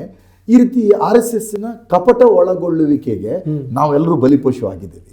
ಅವ್ರು ರೂಪಿಸ್ತಕ್ಕಂಥ ಬೇರೆ ಬೇರೆ ಕಾರ್ಯಕ್ರಮ, ಯಾವುದೋ ಸಂಸ್ಕಾರ ಭಾರತಿ ಅಂತ ಕಾರ್ಯಕ್ರಮ, ಭರತನಾಟ್ಯ ಕಾರ್ಯಕ್ರಮ, ಭಾವಗೀತೆ ಗಾಯನ ಕಾರ್ಯಕ್ರಮ ನಡೆಸೋದು ಯಾರು? RSS. ಅಲ್ಲೆಲ್ಲೂ RSS ತನ್ನ ರೂಪದಲ್ಲಿ ಬರೋದಿಲ್ಲ. RSS ಎಲ್ಲೂ ಸಹಿತ ತನ್ನ ನಿಜ ರೂಪದಲ್ಲಿ ಅವರು ಮಾಡೋದು ವಿಜಯದಶಮಿ ಮಾರ್ಚ್ ಪಾಸ್ಟ್ಗಳು, ಎಲ್ಲೋ ಅಪರೂಪಕ್ಕೆ ಅಲ್ಲಲ್ಲಿ ನಡೀತಕ್ಕಂಥ RSSನ ಶಾಖೆಗಳು, ಇದು ಮಾತ್ರ RSS ಅಧಿಕೃತ RSS ಅಂತ ಹೇಳ್ತಕ್ಕಂಥ ಕಾರ್ಯಕ್ರಮ. ಅವರ ITC ಅಥವಾ ಅವರ OTC ಇದು ಮಾತ್ರ ಅವರು RSS ನೆಲೆಯಲ್ಲಿ ಮಾಡ್ತಕ್ಕಂಥದ್ದು. ಅದನ್ನು ಮೀರಿ ಅವ್ರು ಮಾಡ್ತಕ್ಕಂಥ ಚಟುವಟಿಕೆಗಳಿದೆಯಲ್ಲ, ಅದು ಒಂದು ಕಪಟತನದ ಒಳಗೊಳ್ಳುವಿಕೆ. ಅವ್ರು ಇತ್ತೀಚೆಗೆ ನೀವು ಹೇಳಿದ್ರಲ್ಲ, ಅವ್ರಿಗೆ ಇದ್ದಕ್ಕಿದ್ದಂಗೆ ಬಸವಣ್ಣನ ಬಗ್ಗೆ ಪ್ರೀತಿ ಬಂದ್ಬಿಟ್ಟಿದೆ. ಅದಕ್ಕೆ ಬಸವಣ್ಣನ ಬಗ್ಗೆ ಪ್ರೀತಿ ಬಂದ್ಬಿಟ್ರೆ ಅವ್ರು ಸುಮ್ಮನೆ ಪ್ರೀತಿ ಇದ್ರೆ ಆಗಲ್ಲ. ಅವರು ಪ್ರತಿಪಾದಿಸ್ತಕ್ಕಂಥ ಸಿದ್ಧಾಂತದ ಪರವಾಗಿ ಬಸವಣ್ಣ ಆಗಬೇಕೀಗ. ಅವರು ಪ್ರತಿಪಾದಿಸ್ತಕ್ಕಂಥ ಸಿದ್ಧಾಂತದ ಪರವಾಗಿ ಸರ್ದಾರ್ ವಲ್ಲಭಾಯ್ ಪಟೇಲ್ ಇದ್ರು ಅಂತ ಹೇಗೆ ಸೃಷ್ಟಿ ಮಾಡಿದ್ರೋ ಅದೇ ರೀತಿ ಸೃಷ್ಟಿ ಮಾಡ್ತಕ್ಕಂಥ ಒಂದು ವಿಫಲ ಪ್ರಯತ್ನವನ್ನು ಅಂಬೇಡ್ಕರ್ ಬಗ್ಗೆನೂ ಅದೇ ರೀತಿ ಪ್ರಯತ್ನ ಮಾಡಿ ಎಲ್ಲ ರಾಂಗ್ ನೆರೇಷನ್ಸ್. ನಾವು ಅಂಬೇಡ್ಕರ್ ಚುನಾವಣೆಯಲ್ಲಿ ಬೆಂಬಲಿಸ್ತಾರೆ. ಆಗಿನ್ನೂ ಇವರಿಗೆ 2% ಮತ ತಗೊಳ್ತಕ್ಕಂಥ ಶಕ್ತಿ ಇರಲಿಲ್ಲ RSSಗೆ. ಬಿಜೆಪಿ ಪಕ್ಷನೇ RSS ಇತ್ತು ಅಂತ, ಬಿಜೆಪಿ ಇರಲಿಲ್ಲ. RSS ಇತ್ತು, ಅವರ ಪೂರ್ವ ಕುಟುಂಬವಾಗಿರ್ತಕ್ಕಂಥ ಜನಸಂಘ ಇತ್ತು, ಇದೆಲ್ಲ ಇತ್ತು. ಆದರೆ ಅವ್ರಿಗೆ ನೆಲೆ ಇರಲಿಲ್ಲ. ಬೆಂಬಲಿಸಿದ್ವಿ ಅಂತಂದರೆ ಸುಮ್ಮನೆ ನೀವು ಒಂದು ಚುನಾವಣೆ ನಿಂತ್ಕೊಂಡಿರ್ತೀರಿ, ನಂದು ಬೆಂಬಲ ಅಂತ ಅಂದ್ಬಿಟ್ಟು ನಿಮ್ಮ ಬೊಗ್ಗನ ಕೆರೆಗೆ ಬಂದುಬಿಟ್ರೆ ನಾನು ನಿಮ್ಗೆ ಅಲ್ಲಿ ಮತ ಹಾಕಿಸ್ತೇನೆ, ನನಗೆ ಮತ ಹಾಕಿಸ್ತಕ್ಕಂಥ ಶಕ್ತಿ ಇದೆಯೇ ಅನ್ನೋದು ಮುಖ್ಯ ಆಗ್ತದೆ. ಅಟ್ ದ ಸೇಮ್ ಟೈಮ್ ಅವತ್ತು RSS ಇವರು ಅಂಬೇಡ್ಕರ್ನ ಒಳಗಳ್ತಕ್ಕಂಥ ಇವರು ಅವತ್ತು ಅಂಬೇಡ್ಕರ್ ಅವರು ಹಿಂದೂ ಕೋಡ್ ಬಿಲ್ ಅಂತ ತರಕ್ಕೆ ಹೊರಟ್ರಲ್ಲ, ಹಿಂದೂ ಕೋಡ್ ಬಿಲ್ ಅಂತ ತಂದಕ್ಕೆ ಹೊರಟಾಗ ಊರುಗಳಲ್ಲಿ ಜನಸಂಘಟನೆಗಳನ್ನು ಮಾಡಿ ಪಾರ್ಲಿಮೆಂಟಲ್ಲಿ ಅದನ್ನು ಸಂಪೂರ್ಣವಾಗಿ ಸ್ವೀಕಾರ ಮಾಡೋಕ್ಕಾಗದೇ ಇರ್ಬೋದು, ಅದಕ್ಕೆ ಬೇರೆ ರಾಜಕೀಯ ಚರ್ಚೆ ಮಾಡೋಣ. ಆದರೆ ಊರುಗಳಲ್ಲಿ ಗೊಂದಲಗಳನ್ನು ಸೃಷ್ಟಿ ಮಾಡಿ ಆಂದೋಲನ ರೂಪಿಸಿದವರು ಯಾರು? RSSನವರು. ಅವ್ರು ಹಿಂದೂ ಕೋಡ್ ಬಿಲ್ಲನ್ನು ತಂದಕ್ಕೆ ಹೊರಟಾಗ ಅಂಬೇಡ್ಕರ್ಗೆ RSSನವ್ರು ಕೇಳಿದ ಪ್ರಶ್ನೆ ಏನು? ನೀನು ಯಾರು ಅಂತ. ಹಿಂದೂ ಕೋಡ್ ಬಿಲ್ಲನ್ನು ರೂಪಿಸ್ಲಿಕ್ಕೆ ನೀನು ಯಾರು? ಅದರ ಅರ್ಥ ಅಂಬೇಡ್ಕರ್ ಅವರನ್ನ ಇವರು ಪ್ರತಿಪಾದಿಸ್ತಕ್ಕಂಥ ಒಂದು ತತ್ವ ನೆಲೆಗಟ್ಟು, ಇವರೇನೋ ಒಂದು ಧರ್ಮದ ನೆಲೆಗಟ್ಟನ್ನು ಹೇಳ್ತಾರೆ, ಅದರಿಂದ ಹೊರಗೆ ನಿಲ್ಲಿಸಿದ್ರು ಅವರೇ ಅಂತ. ಅಂಬೇಡ್ಕರ್ ಅವರನ್ನು ಅವರೇ ಹೊರಗೆ ನಿಲ್ಲಿಸ್ಕೊಂಡು ಅನಿಹಿಲೇಷನ್ ಆಫ್ ದ ಕಾಸ್ಟ್ ವಿರೋಧ ಮಾಡಿದವರು RSSನವರು. ಅದಕ್ಕೆ ಅವರ ಬಂಚ್ ಆಫ್ ಥಾಟ್ಸ್ನಲ್ಲಿ ಸಂವಿಧಾನ ವಿರೋಧಿಯಾದಂಥ ಅವ್ರ ವಿಚಾರಗಳು ತುಂಬ ಸ್ಪಷ್ಟವಾಗಿದೆ. ಮತ್ತು ಈ ಮೇಲ್ನೋಟಕ್ಕೆ ಈಗ ಭಾರಿ ದೊಡ್ಡ ಚರ್ಚೆ ಆಗ್ತಿದೆ. ನಾನು ಆವಾಗ ಕಾರ್ಯಕರ್ತನಾಗಿ ಅದರಲ್ಲಿ ಇದ್ದವನು ಅಲ್ರಿ. ಭಾರತದ ಸಂವಿಧಾನದ ಭಾಗವಾಗಿ ಬಂದಂಥ ಭಾರತದ ರಾಷ್ಟ್ರಧ್ವಜ, ಆ ರಾಷ್ಟ್ರಧ್ವಜಕ್ಕೆ ಪ್ಯಾರಲಲ್ ಆಗಿ ಇವರು ಸಂಘಟನೆ ಧ್ವಜ ಇಟ್ಕೊಂಡ್ಲಿ ಅವ್ರವ್ರ ಸಂಘಟನೆಗೆ ಅವ್ರವ್ರ ಧ್ವಜ. ಆದರೆ ಭಾರತದ ರಾಷ್ಟ್ರಧ್ವಜವನ್ನು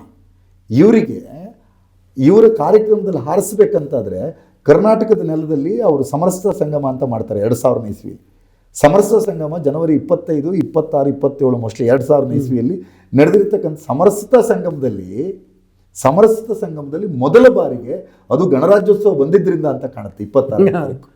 26ನೇ ತಾರೀಕು ಮೋಸ್ಟ್ಲಿ ಆದಿಚುಂಚನಗಿರಿಯ ಪೂರ್ವ ಸ್ವಾಮೀಜಿಗಳಾದಂಥ ಶ್ರೀ ಬಾಲಗಂಗಾಧರ ಮಹಾಸ್ವಾಮೀಜಿಗಳು ಸಾನ್ನಿಧ್ಯ ವಹಿಸಿರ್ತಕ್ಕಂಥ ಕಾರ್ಯಕ್ರಮ. ಆ ಕಾರ್ಯಕ್ರಮದಲ್ಲಿ ಇವರು ಮೊದಲ ಬಾರಿಗೆ ರಾಷ್ಟ್ರಧ್ವಜವನ್ನು ಹಾರಿಸ್ತಾರೆ. 47ರಲ್ಲಿ ನಮಗೆ ಸ್ವತಂತ್ರ ಬಂದು 47ರ ಆಗಸ್ಟ್ 14ರ ಹಿಂದಿನ ದಿವಸ, 15ರ ಹಿಂದಿನ ದಿವಸ ಆಗಸ್ಟ್ 14ರ ರಾತ್ರಿ ಹಾರಿಸಿರ್ತಕ್ಕಂಥ ನಮ್ಮೆಲ್ಲರ ಅಸ್ಮಿತೆಯ ಭಾಗವಾಗಿರ್ತಕ್ಕಂಥ ರಾಷ್ಟ್ರಧ್ವಜವನ್ನು ಇವರಿಗೆ ಹಾರಿಸ್ಬೇಕಂತಾದ್ರೆ 2000 ಇಸ್ವಿ ಬರಬೇಕಾಯ್ತು. ಇವರಿಗೆ ಸಂವಿಧಾನದ ಪರವಾಗಿ ಮಾತಾಡ್ತಾರೆ. ಇದರಲ್ಲಿ ಏನೂ ಪ್ರಶ್ನೆ ಇಲ್ಲ. ನಮ್ಮ ಶಿವಸುಂದರ್ ಅವರು ಬರೆದ್ರಲ್ಲ ಪುಸ್ತಕ ಸಂವಿಧಾನ ವರ್ಸಸ್ ಸನಾತನವಾದ, ಆ ಪುಸ್ತಕದಲ್ಲಿ ತುಂಬ ಸ್ಪಷ್ಟವಾಗಿ ಹೇಳಿದ್ದಾರೆ, ಇದು ಬಾಬಾ ಸಾಹೇಬ್ ಅಂಬೇಡ್ಕರ್ ಅವ್ರನ್ನ ಇವರು ಒಪ್ಕೊಳ್ಳೋ ಪ್ರಯತ್ನ ಮಾಡ್ತಿರೋದು ಇದೆಯಲ್ಲ BJPಯವರು ಅಥವಾ RSSನವರು, ಇದೊಂದು ಧೃತರಾಷ್ಟ್ರ ಆಲಿಂಗನ. ಇದಕ್ಕಿಂತ ದೊಡ್ಡ ಸಾಂಸ್ಕೃತಿಕ ಪ್ರತಿರೋಧ ಇಲ್ಲ. ಇದ್ರ ಧೃತರಾಷ್ಟ್ರ ಆಲಿಂಗನ. ಅವರಿಗೆ ಅಂಬೇಡ್ಕರ್ ಅವರಿಗೆ ಅಂಬೇಡ್ಕರ್ ಅವರ ಅನುಯಾಯಿಗಳು, ಅಂಬೇಡ್ಕರ್ ಅವರ ಒಂದು ಪ್ರಜ್ಞೆ ಇದೆಯಲ್ಲ, ಈಗ ನಾನು ಯಾವುದೋ ಒಂದು ಹಂತದಲ್ಲಿ ಹೇಳಿದ್ರೆ ನಾನು ಅಂಬೇಡ್ಕರ್ವಾದಿ ಅಂತ ಹೇಳ್ಕೊಳ್ಳೋಕೆ ಇಷ್ಟಪಡ್ತೀನಿ ನಾನು. ಅದಕ್ಕೆ ಈಗ ನಾವು ಸಮನ್ವಯಗೊಳಿಸಬೇಕಾಗಿದೆ. ಅವರು ಆ್ಯಕ್ಚುಲಿ RSSನವರು ಗಾಂಧಿಯನ್ನು ಕೊಂದವರು, ಆ್ಯಕ್ಚುಲಿ RSSನವರು ಸಂವಿಧಾನವನ್ನು ವಿರೋಧಿ ಮಾಡಿದವರು, ಆ್ಯಕ್ಚುಲಿ RSSನವರು ಬಾಬಾ ಸಾಹೇಬ್ ಅಂಬೇಡ್ಕರ್ ತರಕೊಟ್ಟ ಹಿಂದೂ ಕೋಡ್ ಬಿಲ್ಲನ್ನು ಬೀದಿಯಲ್ಲಿ ನಿಂತು ಪ್ರತಿರೋಧಿಸಿ, ನಾನು ಮೊದಲೇ ಹೇಳ್ದಂಗೆ ನೀನು ಯಾರು ಅಂತ ಪ್ರಶ್ನೆಯನ್ನು ಕೇಳಿರ್ತಕ್ಕಂಥ ಜನ. ಇವ್ರಿಗೆ ಯಾಕೆ ಒಪ್ಕೊಬರ್ತಿದ್ದಾರೆ ಅಂದರೆ ಅವರಿಗೆ ಗಾಂಧಿ ವರ್ಸಸ್ ಅಂಬೇಡ್ಕರ್ ಮಾಡಬೇಕು. ಆ ಮೂಲಕ ಆ ಎರಡೂ ಮಹಾನ್ ಚೇತನಗಳನ್ನು ಪರಸ್ಪರ ವಿರೋಧಾಭಾಸವನ್ನು ಸೃಷ್ಟಿ ಮಾಡಿ ಅವರನ್ನು ನಾಶ ಮಾಡಬೇಕು. ನಾಶ ಮಾಡಿದ್ಮೇಲೆ ಇವ್ರದ್ದು ಈಗ ಸೃಷ್ಟಿ ಮಾಡಿದ್ರಲ್ಲ ಸರ್, ಇತ್ತೀಚೆಗೆ ನಮ್ಮದೇ ಒಂದು ಪ್ರತ್ಯೇಕ ಸಂವಿಧಾನ ಮಾಡ್ತಾ ಇದ್ದೀವಿ ಅಂತ ಹೇಳ್ತಕ್ಕಂಥ ಬಹಿರಂಗ ಅತಿರೇಕತನವನ್ನು, ನನಗೆ ಇದಕ್ಕಿಂತ ಕೆಟ್ಟ ಶಬ್ದ ಹೇಳಕ್ಕೆ ನನಗೆ ಸಾಧ್ಯ ಆಗ್ತಾ ಇಲ್ಲ, ಬಹಿರಂಗವಾದ ಅತಿರೇಕತನವನ್ನು ತೋರಿಸೋ ಪ್ರಯತ್ನವನ್ನು ಮಾಡಿದ್ರಲ್ಲ, ಅದ್ರ ಹಿಂದ್ಗಡೆ ಇರೋದು ಯಾರು? RSS. ಸರಿ, RSSನವರು ಉತ್ತರ ಕನ್ನಡ ಜಿಲ್ಲೆ MP ಆಗಿದ್ರಲ್ಲ, ಅವರು ಯಾರು, ಅನಂತಕುಮಾರ್ ಹೆಗಡೆ, ಪದೇ ನನ್ನ ಸಂವಿಧಾನ ಬದಲಾಯಿಸ್ತೀವಿ, ಅದಕ್ಕೆ ನಾವು ಬಂದಿರೋದು, ಅದಕ್ಕೆ ಬರೋದು ಅಂತ ಹೇಳಿದಾಗ RSSನ ವಕ್ತಾರರು ಏನಾದರೂ ಮಾತಾಡಿದ್ರ ಸರ್? ಯಾಕೆ ಮಾತಾಡಿಲ್ಲ? ಇದು ಭಾರಿ ಮುಖ್ಯವಾಗಿ ಗಮನಿಸಿ. ಮತ್ತು ಅವರು ಎಲ್ಲದ ಕಡೆಯೂ ಇತಿಹಾಸವನ್ನು ಬೇರೆ ಥರ, ನಮಗೆ ಬಾಬಾ ಸಾಹೇಬ್ ಅಂಬೇಡ್ಕರ್ ಅವರು ಏನು ಬರೆದಿಟ್ಟಿದ್ದಾರೆ, ಬಾಬಾ ಸಾಹೇಬ್ ಅಂಬೇಡ್ಕರ್ ಅವರು ಸದನದಲ್ಲಿ ಏನು ಚರ್ಚೆ ಮಾಡಿದ್ದಾರೆ, ಸಂವಿಧಾನ ರಚನಾ ಸಭೆಯಲ್ಲಿ ಏನು ಚರ್ಚೆ ಆಯಿತು, ಬಾಬಾ ಸಾಹೇಬ್ ಅಂಬೇಡ್ಕರ್ ಯಾವ ಟೆಕ್ಸ್ಟನ್ನು ಕೊಟ್ಟಿದ್ದಾರೆ, ಅದು ನಮಗೆ ಮುಖ್ಯವಾದದ್ದು. ಇವ್ರಿಗೂ ಗಲಾಟೆ ಮಾಡಿದ್ರಲ್ಲ, ಇಲ್ಲಿ ಉರಿಗೌಡ ನಂಜೇಗೌಡ ಅಂತ ಸಬ್ಜೆಕ್ಟ್ ಇಟ್ಕೊಂಡು ಟಿಪ್ಪು ಸುಲ್ತಾನನ್ನು, ನಮ್ಮ ಕರ್ನಾಟಕದ ಕಿಂಗ್ ಸರ್, ನಮ್ಗೆ ಆ ಕಾರಣಕ್ಕಾಗಿ ಒಂದು ಸ್ಥಳೀಯ ಅಸ್ಮಿತೆ ಇದೆ, ಅಂತಹ ಟಿಪ್ಪು ಸುಲ್ತಾನ್ ವಿರುದ್ಧ ಅವರು ಮಾತಾಡಿದ್ರಲ್ಲ, ಅದೇ ಬಾಬಾ ಸಾಹೇಬ್ ಕೊಟ್ಟ ಅಂಬೇಡ್ಕರ್ ಸಂವಿಧಾನದಲ್ಲಿ, ಬಾಬಾ ಸಾಹೇಬ್ ಅಂಬೇಡ್ಕರ್ ಕೊಟ್ಟ ಸಂವಿಧಾನದಲ್ಲಿ ಒರಿಜಿನಲ್ ಟೆಕ್ಸ್ಟಲ್ಲಿ ಟಿಪ್ಪು ಸುಲ್ತಾನ್ ಚಿತ್ರ ಬರೆದಿಟ್ಟಿದ್ದಾರಲ್ಲ ಸರ್, ಅದನ್ನ ಇವ್ರಿಗೆ ತೆಗಿಯೋಕ್ಕಾಗತ್ತಾ sir? I think if my memory is correct, original ಟೆಕ್ಸ್ಟಿನ ಪುಟ ಸಂಖ್ಯೆ 316 ಇರಬೇಕು, 316 ಅಥವಾ 376. ಈ ಪುಟದಲ್ಲಿ ಟಿಪ್ಪು ಸುಲ್ತಾನನ ಚಿತ್ರ ಇದೆಯಲ್ಲ ಸರ್. ಯಾಕೆ ನಮ್ಮ ಪೂರ್ವಸೂರಿಗಳು ಹಾಗಾದರೆ ಟಿಪ್ಪು ಸುಲ್ತಾನ್ ನೆನೆಸ್ಕೊಂಡ್ರು? ಯಾಕೆ ನೆನೆಸ್ಕೊಂಡ್ರು ಅಂದರೆ ಟಿಪ್ಪು ಬ್ರಿಟಿಷರ ವಿರುದ್ಧ ಸಶಕ್ತವಾಗಿ ಹೋರಾಟ ಮಾಡಿರ್ತಕ್ಕಂಥ ಒಬ್ಬ ರಾಜ. ಟಿಪ್ಪುವಿನ ಆರ್ಥಿಕ ನೀತಿ ಅದು ಭಾರತಕ್ಕೆ ಶಕ್ತಿಯನ್ನು ತಂದುಕೊಡ್ತು ಅನ್ನುವಂಥದ್ದು ಸ್ಪಷ್ಟತೆಯ ಕಾರಣಕ್ಕಾಗಿ ಟಿಪ್ಪು ರೂಪಿಸಿರ್ತಕ್ಕಂಥ ರೇಷ್ಮೆ ನೀತಿ ಇದು ನಮ್ಮನ್ನು ಸಶಕ್ತ ಮಾಡಿದೆ ಅನ್ನೋ ಕಾರಣಕ್ಕಾಗಿ ತಾನೇ ಅವ್ರು ಬರೆದಿರೋದು. ಇವ್ರು ಯಾಕೆ ಸಂವಿಧಾನದ ಪರ ಇದ್ದಿದ್ರೆ ಯಾಕೆ ಇವರು ಉರಿಗೌಡ ನಂಜೇಗೌಡನ ಸೃಷ್ಟಿ ಮಾಡ್ತಾರೆ? ಅದರಲ್ಲೂ ಇವರು ಅಕಾಡೆಮಿಗೆ ಯಾರೋ ಅಧ್ಯಕ್ಷ ಆಗ್ತಾರೆ ಸರ್, ನಾಟಕ ಅಕಾಡೆಮಿ ಅಧ್ಯಕ್ಷ. ಅವನು ಆ ಕಾರಣಕ್ಕಾಗಿ ಒಂದು ನಾಟಕ ಬರೀತಾರೆ ಊರೂರಲ್ಲಿ. ಆದರೆ ಕನ್ನಡದ ಪ್ರಜ್ಞೆ ಎಷ್ಟು ದೊಡ್ಡದಂದರೆ, ಊರೂರಲ್ಲಿ ಆ ನಾಟಕನ ಪ್ರದರ್ಶನ ಮಾಡೋ ಮುಂದೇನು ಟಿಪ್ಪು ನಿಜ ಕನಸು ಅಂತಾನೇನೋ ನಾಟಕ ಮಾಡ್ತಾರೆ. ಊರೂರಲ್ಲಿ ಪ್ರದರ್ಶನ ಮಾಡಿ ಎಲ್ಲಿ ಸರ್, ಒಂದು 10-15 ಪ್ರದರ್ಶನ ಆದಮೇಲೆ ನಾಟಕ ಔಟ್. ಆ ನಾಟಕ ನೋಡೋಕ್ಕೆ ಜನನೇ ಬಂದಿಲ್ಲ. ಯಾಕೆಂದರೆ ಜನಗಳಿಗೆ ಅನ್ನಿಸ್ತು ಸುಳ್ಳು ಹೇಳ್ತಿದ್ದಾರೆ ಅಂತ. ಯಾಕೆಂದರೆ ಕನ್ನಡದ ಜನಕ್ಕೆ ಅನಿಸಿದೆ. ಈ RSS ಮತ್ತು ಸುಳ್ಳು ಇದ್ರ ಬಗ್ಗೆ ಒಂದು ಸ್ವಲ್ಪ ವಿವರಿಸ್ಬೋದು? ಅಲ್ಲ, RSS ಮತ್ತು ಸುಳ್ಳು ಇದೆಯಲ್ಲ, ನಾನು ಮೊದಲೇ ಈ ಡಿಸ್ಕಷನ್ ಮೊದಲಲ್ಲಿ ಹೇಳಿದೆ, ನಾನು RSS ವಿಚಾರಧಾರೆ ಭಾರತದ ವಿಚಾರಧಾರೆ ಅಲ್ಲ. ಅದು ಭಾರತದ ನೆಲದ ವಿಚಾರಧಾರೆ ಅಲ್ಲ. ಭಾರತದ ನೆಲ ಅಂದರೆ ಏನು? ಭಾರತಕ್ಕೊಂದು ಜನಪದ ಇದೆ, ಇದು ಇಡೀ ವಿಶ್ವಕ್ಕೂ ಇದೆ. ಭಾರತದೊಂದು ಜನಪದ ಸರ್. ಈಗ ನೀವು ಇಲ್ಲಿ ಕೂತ್ಕೊಂಡಿದ್ದೀವಿ ಸರ್, ನಮ್ಮೂರಲ್ಲಿ ಬೇರೆ ರಾಗದಲ್ಲಿ ಹೇಳ್ತೀವಿ, ನಿಮ್ಮೂರು ಬೇರೆ ರಾಗದಲ್ಲಿ ಹೇಳ್ತೀವಿ. ನಾವು ಗೋವಿನ ಹಾಡು ಹೇಳ್ತೀವಿ ಸರ್. ಆ ಗೋವಿನ ಹಾಡಲ್ಲಿ ಏನು ಹೇಳುತ್ತೆ ಸರ್? ಸತ್ಯ ವಾಕ್ಯಕ್ಕೆ ತಪ್ಪಿ ನಡೆದರೆ ಮೆಚ್ಚನ ಪರಮಾತ್ಮನು. ಇದು ಭಾರತದ ನೆಲ ಸರ್. ಅದು ಸತ್ಯ ಬಿಟ್ಟು ಬೇರೆ ಹೇಳಬಾರ್ದು ಅಂತ ಹೇಳಿರ್ತಕ್ಕಂಥದ್ದು ಭಾರತದ ನೆಲದ ಭೂಮಿಕೆ. ನಾನು ನಮ್ಮ ಮಲ್ನಾಡಿಂದ ಬಂದವನು ಸರ್. ನಮ್ಮ ಶೃಂಗೇರಿಯ ತುಂಗಾ ತೀರಕ್ಕೆ ಹೋದರೆ, ನಾನು ಎಲ್ಲ ಕಡೆ ಹೇಳ್ತೀನಿ ಸರ್, ತುಂಗಾ ತೀರಕ್ಕೆ ಹೋಗ್ಬಿಟ್ರೆ ಆ ತುಂಗಾ ತೀರದಲ್ಲಿ ಒಂದು ಪ್ರಸವ ವೇದನೆಯಿಂದ ನರಳ್ತಕ್ಕಂಥ ಕಪ್ಪೆಗೆ ಅದರ ಜೈವಿಕ ವೈರಿಯಾದಂಥ ವಿಷಸರ್ಪ ರಕ್ಷಣೆ ಕೊಡ್ತಕ್ಕಂಥ ಒಂದು ಬಿಂಬ ಇದೆ ಸರ್. ಅಲ್ಲಿಂದ ಸ್ವಲ್ಪ ಈಚೆ ಬಂದರೆ ಅಲ್ಲಿ ನರಸಿಂಹರಾಜಪುರದಲ್ಲಿ ಒಂದು ಜೈನ ಮಠ ಇದೆ. ಅಲ್ಲಿ ಸಿಂಹ ಮತ್ತು ಹಸು ಒಂದೇ ಪಾತ್ರೆಯಲ್ಲಿ ನೀರು ಕುಡಿತಕ್ಕಂಥ ಚಿತ್ರ ಇದೆ. 100 ವರ್ಷಗಳ ಹಿಂದೆ ಈ ವಿಚಾರನ ಪ್ರತಿಪಾದಿಸಿದ್ದಾರೆ. ಅಂದರೆ ನೀವು ಪ್ರಾಣಿಗಳೇ ಹೀಗೆ ಕೂಡಿ ಬಾಳಬಹುದಂತಾದರೆ ಮನುಷ್ಯರು ಕೂಡಿ ಬಾಳ್ರಿ ಅನ್ನೋದು ಹೇಳಿದ್ದಾರೆ. ಆ ಕೂಡಿ ಬಾಳಿ ಅಂತ ಹೇಳೋದಕ್ಕೆ ಕೊಟ್ಟಿದ್ದು ನಮ್ಮ ಸಂವಿಧಾನ, ಸಮತೆ ಮಮತೆಯನ್ನು ಕೊಟ್ಟಿರ್ತಕ್ಕಂಥ ಸಂವಿಧಾನ. ಇದನ್ನು ಇವರು ವಿರೋಧ ಮಾಡ್ತಿದ್ದಾರೆ ತಾನೆ. ಆದ್ದರಿಂದ RSSನ ವಿಚಾರಧಾರೆಯೇ ಭಾರತದ ನೆಲದ್ದಲ್ಲ. ಅದು ಭಾರತದ ನೆಲದ್ದಲ್ಲ ಅಂತ ಆಗಿದ್ದರಿಂದ ಅದನ್ನು ನಾವು ಭಾರಿ ಡಿಸ್ಕಸ್ಸೇ ಮಾಡಬಾರ್ದು ಅಂತ ಯೋಚನೆ ಮಾಡ್ತಾ ಇದ್ದೀನಿ ನಾನು. ಅದು ನಮ್ಮ ವಿಚಾರಧಾರೆ ಅಲ್ಲ.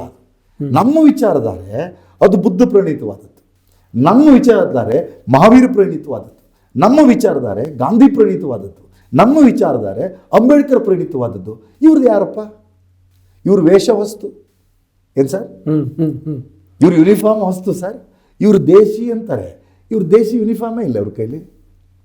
ಕರೆಕ್ಟ್ ಅಲ್ಲ? ಹೌದು. ಸೊ ನಮ್ಮ ಈಗ ಉದಾಹರಣೆಗೆ ನಮ್ಮ ತತ್ವ ಅಂತಂದರೆ ಆಯಿತು, ನಾವು ನಮ್ಮ ರಾಮನ ತತ್ವ ನಮ್ಮದು. ರಾಮನ ತತ್ವ ಅಂದರೆ ಏನು? ತಂದೆಯ ಮಾತಿಗೆ ತಪ್ಪಬಾರದು ಅನ್ನೋ ಕಾರಣಕ್ಕಾಗಿ ಭರತನಿಗೆ ಅಧಿಕಾರವನ್ನು ಕೊಟ್ಟು ಅಧಿಕಾರವನ್ನು ತ್ಯಾಗ ಮಾಡಿರ್ತಕ್ಕಂಥ ತತ್ವ ಇವ್ರದ್ದೇನು ಸರ್? ಇಡೀ ಬಿ ಜೆ ಪಿಯ ಒಂದು ಹಂತದ ಕೇಡರ್ಗಳಿಗಿತ್ತು. ನರೇಂದ್ರ ಮೋದಿಯವರು ಅಧಿಕಾರಕ್ಕೆ ಬಂದ ಮೇಲೆ LK ಅಡ್ವಾಣಿ ಅವ್ರನ್ನ ತಗೊಂಡೋಗಿ ಕೂರಿಸ್ತಾರೆ, ಇವರು ಹಿಂದ್ಗಡೆ ಇರ್ತಾರೆ ಅಂತ ಅದಕ್ಕೆಲ್ಲ ಮಾತಾಡಿದ್ರು ಆ ವಿಚಾರ. ಹಂಗಾಯ್ತಾ? ಇವ್ರ ತತ್ವ ಏನು? ಅಧಿಕಾರಕ್ಕಾಗಿ ಯಾರ ಜೊತೆನಾರು ಹೊಂದಾಣಿಕೆ ಮಾಡೋದು. RSS ಯಾವಾಗಲಾರು BJP ಹೇಳಿದ್ರ ನೀವು ಈ ರೀತಿ BJP ಭ್ರಷ್ಟಾಚಾರ ವಿಪರೀತವಾಗಿ ಮಾಡಿದ್ದಾರೆ ಅಂತ RSSನವ್ರು ಮಾತಾಡಿದ್ರೆ ಯಾವಾಗಲಾರು? ಮಾತಾಡಿದ್ರೆ ಅವರು? ಮಾತಾಡೋದಿಲ್ಲ. ಹೆಂಗ್ ಮಾತಾಡ್ತಾರೆ ಅವ್ರು? ಮಾತಾಡೋದು ಬಿಜೆಪಿ ಸರ್ಕಾರ ಬಂದಾಗ RSSಗೆ ಕೇಳಿ ಅವರು 100% ಬೆನಿಫಿಷರಿ. ಅದೇ ಕೇಳಿ BJP ಸರ್ಕಾರದಿಂದ BJPಯ ಕಾರ್ಯಕರ್ತನಿಗೆ ಬೆನಿಫಿಟ್ ಆಗಿಲ್ಲ, RSSನ ಸಾಮಾನ್ಯ ಕಾರ್ಯಕರ್ತನಿಗೆ ಬೆನಿಫಿಟ್ ಆಗಿಲ್ಲ. ಹಿಂದೂ ಜಾಗರಣ ವೇದಿಕೆ, ಬಜರಂಗ ದಳ, ಅಖಿಲ ಭಾರತೀಯ ವಿದ್ಯಾರ್ಥಿ ಪರಿಷತ್ನಲ್ಲಿ ಏನೋ ಒಂದು ವಿಚಾರವನ್ನು ನಂಬಿಕೊಂಡು ಕೆಲಸ ಮಾಡಿರ್ತಕ್ಕಂಥ ಸಾಮಾನ್ಯ ಕಾರ್ಯಕರ್ತರಿಗೆ ಬೆನಿಫಿಟ್ ಆಗಿಲ್ಲ. ಬೆನಿಫಿಟ್ ಆಗಿರೋದು ಅವರ ಇನ್ಸ್ಟಿಟ್ಯೂಷನ್ಗೆ, ಅವರ ಸಂಸ್ಥೆಗೆ. ಆದ್ದರಿಂದ RSS ಮತ್ತು ಸುಳ್ಳು, ನೀವೊಂದು ಒಳ್ಳೆ ಮೆಟಾಫರ್ ಹೇಳಿದ್ರಿ ಸರ್. RSS ಮತ್ತು ಸುಳ್ಳು, RSS ವರ್ಸಸ್ ಸುಳ್ಳು ಅಲ್ಲ, RSS ಮತ್ತು ಸುಳ್ಳು ಅನ್ನೋದನ್ನೇ ಒಂದು ದೊಡ್ಡ ಮೆಟಾಫರ್ ಆಗಿ ನಾವು ಚರ್ಚೆಯನ್ನು ಮಾಡಬೇಕು. ಹಾಗಾಗಿ RSSನ ವೈಚಾರಿಕತೆ ಏನು? RSSನ ವೈಚಾರಿಕತೆ ಅಂತಂದರೆ ಅವರ ಸ್ಥಾಪಕರಾದಂಥ ಡಾಕ್ಟರ್ ಹೆಡ್ಗೇವಾರ್ ಅವರು ಕೊಟ್ಟಿರ್ತಕ್ಕಂಥ ಸಂಘಟನೆಯ ಒಂದು ಸಂರಚನೆ. ಅದೇನು ಕಾರ್ಯವಾಹ, ಪ್ರಚಾರಕ, ಈ ವ್ಯವಸ್ಥೆ. ಓಕೆ. RSSನ ಸೈದ್ಧಾಂತಿಕತೆ ಇರೋದು ಬಂಚ್ ಆಫ್ ಥಾಟ್ಸ್ ಮೇಲೆ. ಅಂದರೆ ಅವರು 2ನೇ ಸರಕು ಸಂಚಾಲಕರಾದ ಮಾಧವ ಸದಾಶಿವರಾವ್ ಗೋಳವಾಲ್ಕರ್ ಅವರೇನು ಗುರೂಜಿ ಅಂತ ಕರೀತಾರೆ, ಅವರು ಕೊಟ್ಟಿರ್ತಕ್ಕಂಥ ತತ್ವಗಳ ಆಧಾರದ ಮೇಲಿದೆ. ಅದು ಅವೆರಡು ನಮ್ಮ ಪೂರ್ವಸೂರಿಗಳಂತ ಹೇಳೋಕ್ಕಾಗ್ತದ? ಅದಕ್ಕಿಂತ ಮುಂಚೆ ಬುದ್ಧ ಹುಟ್ಟಿದ್ನಲ್ಲ ಸರ್ ಈ ನಾಡಲ್ಲಿ, ಅದಕ್ಕಿಂತ ಮುಂಚೆ 24 ತೀರ್ಥಂಕರರು ಇದ್ರಲ್ಲ ಸರ್ ಈ ನಾಡಿನಲ್ಲಿ, ಅದಕ್ಕಿಂತ ಮುಂಚೆ ಅವ್ರು ಹುಟ್ಟೋದಕ್ಕಿಂತ ಮುಂಚೆ ಶಿಶುನಾಳ ಶರೀಫ ಈ ನಾಡಲ್ಲಿ ಹುಟ್ಟಿದ್ರಲ್ಲ ಸರ್, ಬಸವ ಇದ್ರಲ್ಲ ಸರ್, ಕನಕ ಇದ್ರಲ್ಲ ಸರ್, ಪಂಪ ಇದ್ರಲ್ಲ ಸರ್.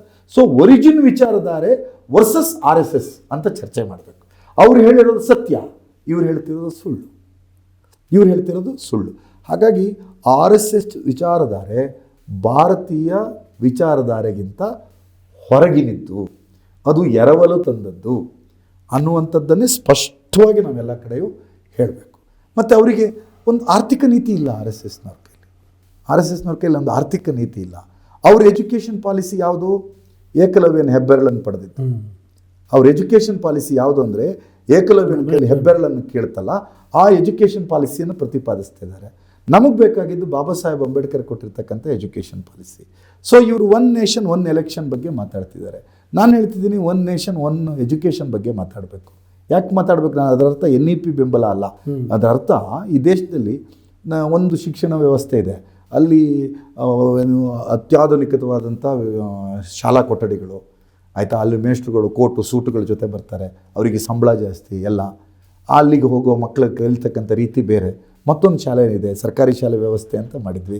ಅಲ್ಲಿ ಪಾಠ ಮಾಡ್ತಕ್ಕಂಥ ಮೇಷ್ಟ್ರಿಗೆ ಮೊಟ್ಟೆ ಲೆಕ್ಕ ಬೇಕು, ಕೋಳಿ ಲೆಕ್ಕ ಮಾಡಬೇಕು, ಜನಸಂಖ್ಯೆಗೆ ಹೋಗಬೇಕು, ಎಲೆಕ್ಷನಿಗೆ ಹೋಗಬೇಕು, ಈ ರೀತಿಯಾದ ಪರಿಸ್ಥಿತಿ ಇದೆ. ಅಲ್ಲಿ ಓದ್ತಕ್ಕಂಥ ಮಕ್ಕಳು ಅವರು ಕಲಿತಕ್ಕಂಥ ರೀತಿ ಬೇರೆ ಥರ ಇದೆ.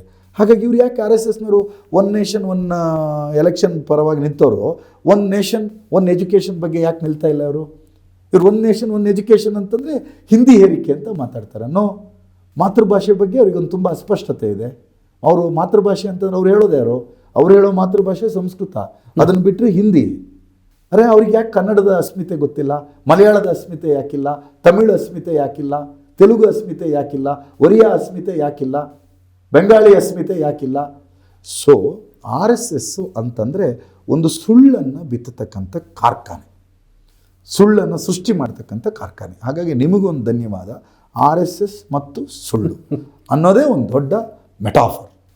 ಥ್ಯಾಂಕ್ ಯು ಸುಧೀರ್ ಕುಮಾರ್ ಮುರಳಿ ಅವರೇ. ಯಾಕೆಂದರೆ ನಾವು ಕಾಂಗ್ರೆಸ್ನ ಸಾಂಸ್ಕೃತಿಕ ರಾಜಕಾರಣದ ಬಗ್ಗೆ ಮಾತಾಡಬೇಕು ಅಂತ ಅಂದ್ಕೊಂಡ್ವಿ. ಅಫ್ಕೋರ್ಸ್ ಕಾಂಗ್ರೆಸ್ನ ಸಾಂಸ್ಕೃತಿಕ ರಾಜಕಾರಣದ ಬಗ್ಗೆ ಮಾತಾಡಬೇಕು ಅಂತ ಅಂದ್ಕೊಂಡ್ರೆ, ಅಥವಾ ಈ ದೇಶದ ಸಾಂಸ್ಕೃತಿಕ ರಾಜಕಾರಣದ ಬಗ್ಗೆ ಮಾತಾಡಬೇಕು ಅಂದರೆ ಇವೆಲ್ಲವನ್ನು ನಾವು ಮಾತಾಡಲೇಬೇಕಾಗತ್ತೆ. ನಮ್ಮ ವೀಕ್ಷಕರಿಗೆ ತುಂಬ ಚೆನ್ನಾಗಿ ತಿಳಿಸ್ಕೊಟ್ಟಿದ್ರಿ, ಆ ಕಾರಣಕ್ಕೋಸ್ಕರ ಥ್ಯಾಂಕ್ ಯು. ಈ ಮತ್ತೊಮ್ಮೆ ಬೇರೆ ವಿಡಿಯೋ ಮಾಡ್ತೀನಿ ನಿಮ್ಮ ಜೊತೆಗೆ, ಬೇರೆ ವಿಷಯ ಡಿಸ್ಕಸ್ ಮಾಡೋಣ. ನಮಸ್ಕಾರ. Thank you. Thank you. ವೀಕ್ಷಕರೇ, ನೋಡಿದ್ರಿ, ಅಂದರೆ ಸಾಂಸ್ಕೃತಿಕ ರಾಜಕಾರಣ ಹೇಗೆ ವರ್ಕ್ ಆಗುತ್ತೆ ಅನ್ನೋದ್ರ ಬಗ್ಗೆ ಸುಧೀರ್ ಕುಮಾರ್ ಮುರಳಿ ಅವರು ನನ್ನ ಪ್ರಕಾರ ಭಾಳ ಚೆನ್ನಾಗಿ ಮನ ಮುಟ್ಟೋ ರೀತಿಯಲ್ಲಿ ತಿಳಿಸ್ಕೊಟ್ಟಿದ್ದಾರೆ ಅಂತ ಅಂದ್ಕೊಂಡಿದ್ದೀನಿ. ಇದು ನಿಮ್ಗೆ ಇಷ್ಟ ಆಗುತ್ತೆ ಅಂತ ಕೂಡ ನಾನು ಭಾವಿಸಿದ್ದೀನಿ. ಅದಕ್ಕೋಸ್ಕರ ಮತ್ತೊಮ್ಮೆ ವಿನಂತಿ ಮಾಡ್ತೀನಿ, ವಾರ್ತಾ ಭಾರತೀಯ ಎಲ್ಲ ಪ್ಲಾಟ್ಫಾರ್ಮ್ಗಳನ್ನು ಯೂಟ್ಯೂಬ್, ಫೇಸ್ಬುಕ್, ಇನ್ಸ್ಟಾಗ್ರಾಮ್ಗಳನ್ನು ಸಬ್ಸ್ಕ್ರೈಬ್ ಮಾಡಿ, ಲೈಕ್ ಮಾಡಿ, ಶೇರ್ ಮಾಡಿ. Thank you. ನಮ್ಮ ಕಾರ್ಯಕ್ರಮಗಳನ್ನು ನೀವು ನೋಡ್ತಾ ಇದ್ರೆ ನಮ್ಮ ಚಾನೆಲ್ ಅನ್ನ ಸಬ್ಸ್ಕ್ರೈಬ್ ಮಾಡಿ, ಪಕ್ಕದ ಬೆಲ್ ಐಕನ್ ಒತ್ತಿ ನಮ್ಮನ್ನ ಬೆಂಬಲಿಸಿ. ಹಾಗೆ ನಮ್ಮ ಕಾರ್ಯಕ್ರಮಗಳನ್ನ ಲೈಕ್ ಮಾಡಿ, ಕಮೆಂಟ್ ಮಾಡಿ, ಅದನ್ನ ಬೇರೆಯವರಿಗೂ ವಾಟ್ಸ್ಆಪ್ ಮೂಲಕ ಶೇರ್ ಮಾಡಿ. ನೀವು ಹೀಗೆ ಮಾಡಿದಾಗ ನಮ್ಮ ಚಾನೆಲ್ ಮತ್ತಷ್ಟು ಜನರಿಗೆ ತಲುಪಲು ನೀವು ನಮ್ಮೊಂದಿಗೆ ಸಹಕರಿಸಿದ ಹಾಗಾಗುತ್ತೆ. ಇದು ನೀವು ಯಾವುದೇ ಖರ್ಚಿಲ್ಲದೆ ಕೆಲವೇ ಸೆಕೆಂಡುಗಳಲ್ಲಿ ನೀಡಬಹುದಾದ ಸಹಕಾರ. ಧನ್ಯವಾದಗಳು.